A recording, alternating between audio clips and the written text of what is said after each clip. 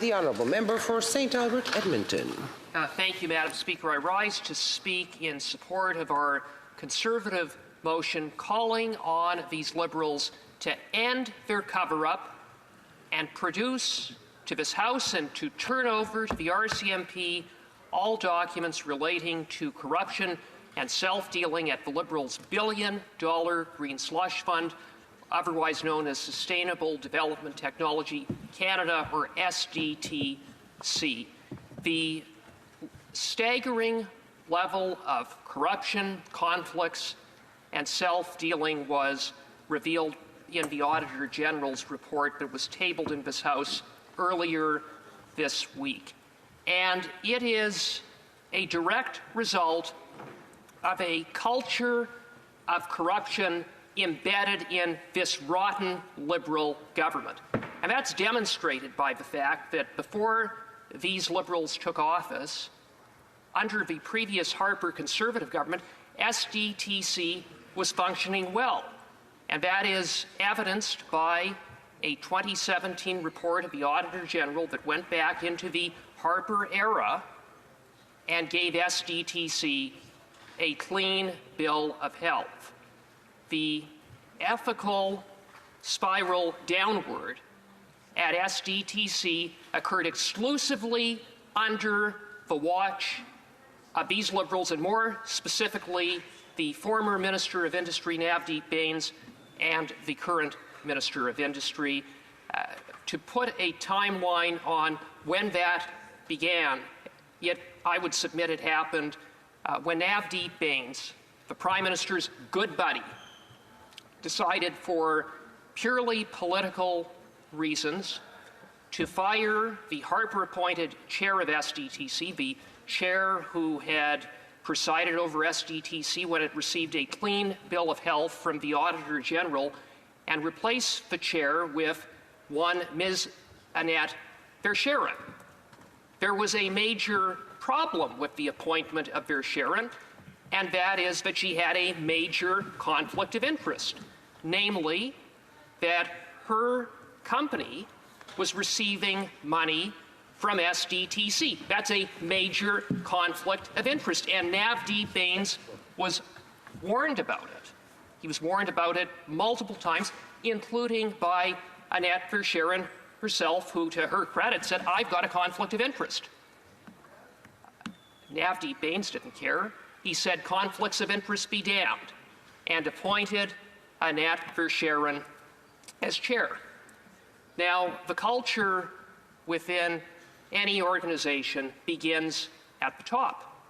And the culture that was set by Navdeep Bains at SDTC was a culture of conflicts, where conflicts of interest don't matter. Looking back at what has transpired since that time, and the decisions that Navdeep Bains made, both with respect to the appointment of Verscheren as well as several other directors, it is now evident to me that what Navdeep Bains wanted to do was to turn SDTC into a slush fund where Liberal insiders could rig the system to line their own pockets by ripping off taxpayers. And that's precisely what has happened at SDTC, and Navdeep Bains is the architect of that. And for years, Navdeep Bains, as Industry Minister, and the current Minister turned a blind eye to all kinds of conflicts of interest and tens of millions of dollars of taxpayers' money being funneled improperly out the door at SDTC.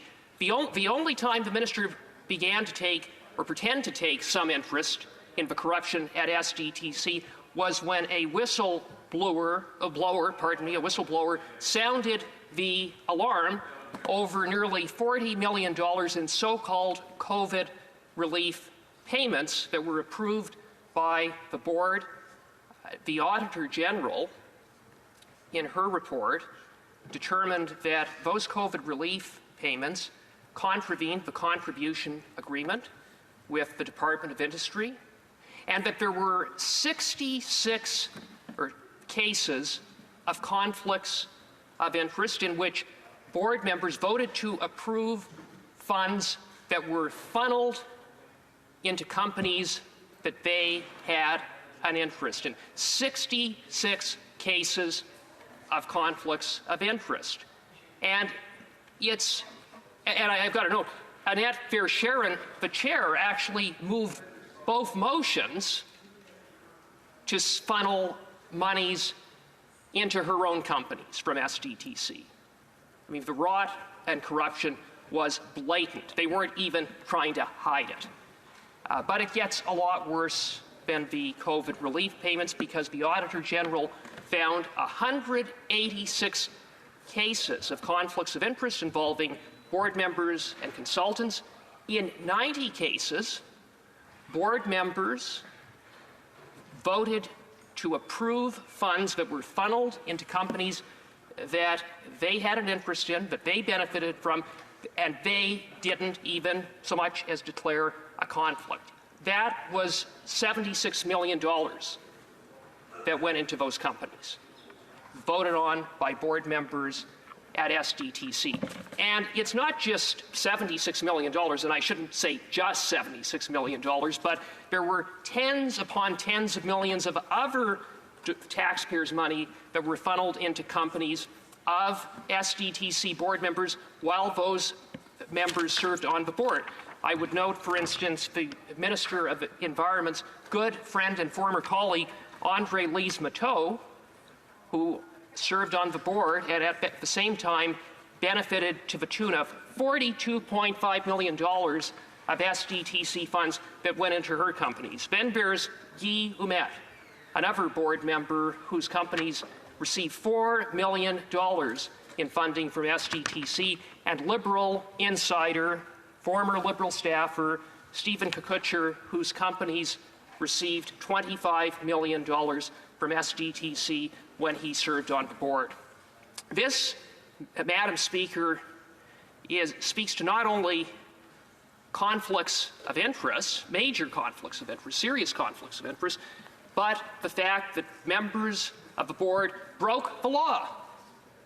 They broke the Conflict of Interest Act. The board members were public office holders. They're bound by the Conflict of Interest Act, as well as the SDTC Act, which the Auditor General determined, because the SDTC Act, very expressly at Section 12, Sub 2, provides that board members shall not profit or benefit from decisions of the board. And they profited handsomely, Madam Speaker. And in addition to that, $59 million improperly went out the door to projects that contravened the contribution agreement with the Department of Industry, and that's scratching the surface because those are only the projects that the Auditor General audited. The Auditor General concluded that there were likely many, many more projects in which money went out the door improperly. And through it all, an assistant deputy minister sat in on each and every board meeting in which these decisions were made, when board members had conflicts of interest, when money went out the door in contravention of the contribution agreements, and both Ministers Bain and the current minister did nothing. The current minister, turned a blind eye until he got caught.